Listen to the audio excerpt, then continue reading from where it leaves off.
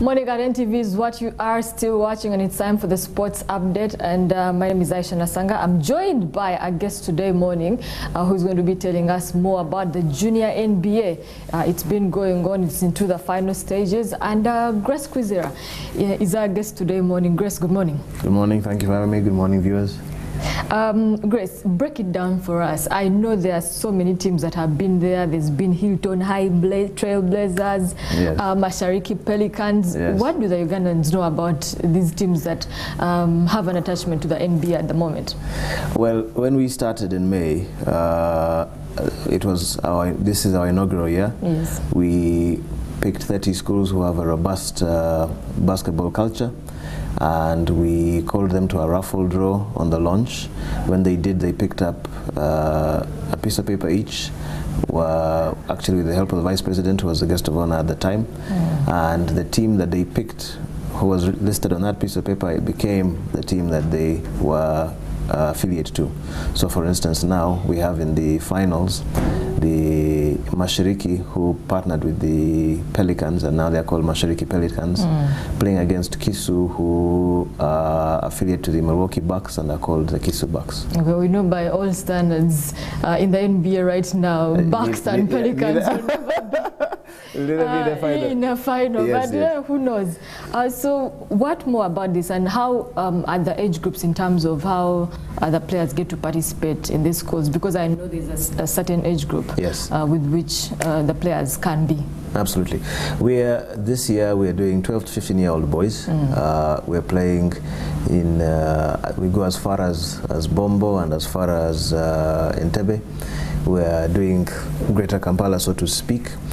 The 12 to 15-year-olds for this year, and then we're looking at going into the girls and even increasing the age group to reach up to the 18-year-olds.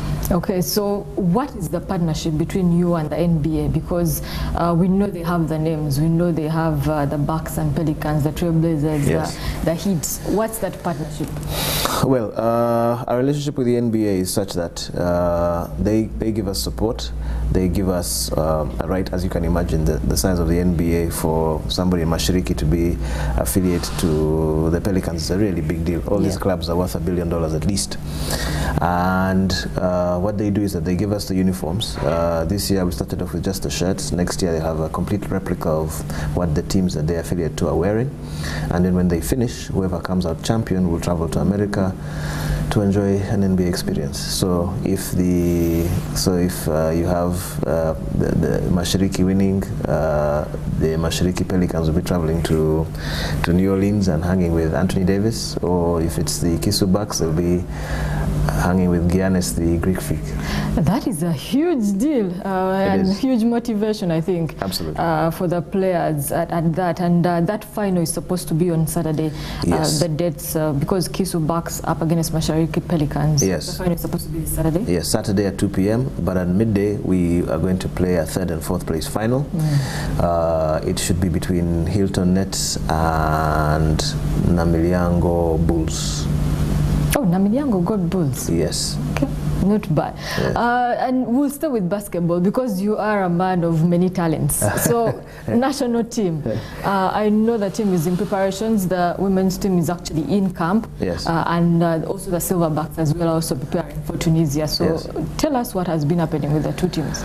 Well, the Silverbacks and the Gazelles are in camp. The Gazelles are still in non-residential. They leave Uganda in September, first week of September actually. The Silverbacks are currently at Africana. They leave on the 16th of August, travel to Dubai and then to Tunis. So are all the players that were summoned already here? Because I know both the team lists are out. Yes. Are all the players here? Yes, everybody is here. They've been here for a week. They'll be for another before we travel, and we intend for them to play a couple of games before they leave.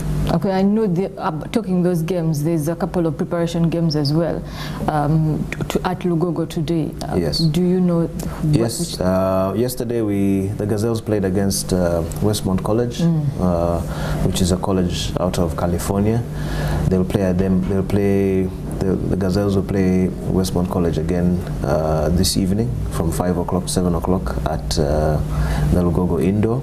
And thereafter at 7 o'clock we have the Silverbacks playing the Internationals in Kampala. Okay, thank you so much, Grace. Thank you for having me. For joining us there. And we'll stick with Ugandan sport because the Netball World Cup is ongoing down in Sydney, Australia. And Uganda today morning, the game starting at 7:20 a.m. losing to Malawi, unfortunately. 59-53 the overall score in that particular game at Netball Central, which pretty much dents Uganda's chances of going into the next round. They still have other games to play because on August 13th they do take on a Jamaican side, the Sunshine Girls.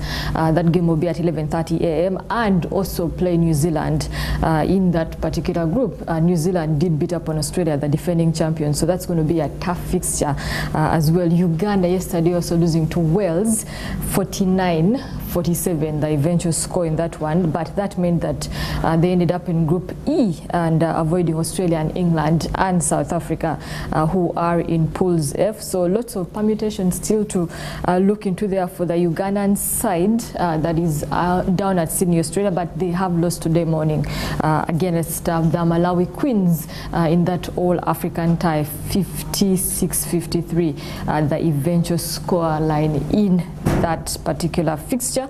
Away from the netball, there was some premiership action from yesterday, and indeed see Manchester United kicking off their title challenge in top gear because Yaya Toure went on to score a brace and Vincent Kompany, the captain, also adding on to that one. So 3-0 was the eventual score in that game yesterday in the English Premiership, in some of the action that was played on Monday night. And away from the Premiership action that was on yesterday, we'll talk a bit about the UEFA Super Cup that's also on this evening, because Barcelona will be attempting to break the UEFA Super Cup record, Milan Super Cup record, because they took on Sevilla today as well. Today evening they will be up against Sevilla in some of the fixtures expected, but they will be without Neymar, who is down with a fever, but expect everyone else is in there because Lionel Messi will be in there, and Ivan Rakitic is relishing his chance to meet his former side Sevilla after making that big move to Barcelona last summer. So it will be an interesting game. Unai Emery has not had a chance to beat up on this Barcelona side on countless occasions, so it will be a tough one. That game expected to be today evening in the Super Cup, and that also wraps up our sports update today. Aisha Nasanga, I've been with Grace Kwizera, who I'm sure will be here because we do expect some big things. Yes, in terms of guests. Yes, we have our final for the Junior NBA on the 15th. We'll be graced by an NBA All-Star, perhaps the biggest player that has ever come to Uganda. The biggest player by all standards. Yeah, I don't know that anyone can surpass that, and so it's exciting. As soon as we are able to say, we'll say. Okay. I know for sure, but I will not say anything. So that wraps it up. Happy birthday to Patra, who is in technical there. She does all our social media. Happy birthday to her, and it also wraps up our sports update with everyone who started with us right from 7 a.m. Aisha Nasanga. Farida Nakazeba is coming up next with Mwasuze Mutia, so stay tuned to NTV Uganda.